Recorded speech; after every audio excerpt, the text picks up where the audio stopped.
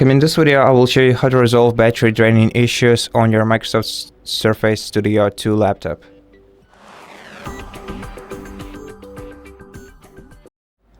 So, first of all, right-click the battery icon on your taskbar, go to Power and Sleep settings, and change your power mode to recommended value. Also, you can enable Energy Saver by expanding Energy Saver menu and switching it on like this. And also we can reduce the amount of applications running in the background. To do that, right click the taskbar, go to Task Manager, then here in the Task Manager we'll have to sort the applications by their power consumption, which you can do by right clicking any of these columns and selecting power usage. Then sort the applications by power usage, find the ones that consume a lot of your device's power, right click and task. Besides, we can also check the startup applications on the sidebar, sort the applications by status. And if you see some application that you don't really need with the enabled status, just right click this application and click disable. This way you will have one application less running in the background, and also ensure yourself a faster startup.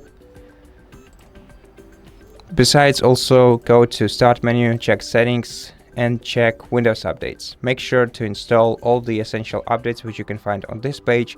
And also, if you go to Advanced Options and then select Optional Updates, you'll be able to find driver updates in here. And lastly, we can also check the battery health by going to Diagnostic Toolkit, which we'll have to download and install first. So open the Microsoft Store and search for Surface Diagnostic Toolkit, and once you find this application on the list, open its page, install this application, then run it, click yes. It will ask us to download some update most probably, but we can skip the updates. Just let it check for them. Then click continue to details, skip update, skip, then skip this check. Then we can skip all the diagnostics, and then on the sidebar you'll be able to check your device's battery information.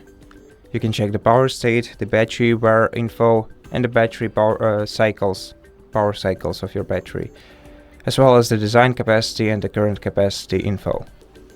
And that's pretty much it. Thank you for watching this video. If it helped you, please consider subscribing to our channel, leave us a like and a comment below, and I'll see you in the next one.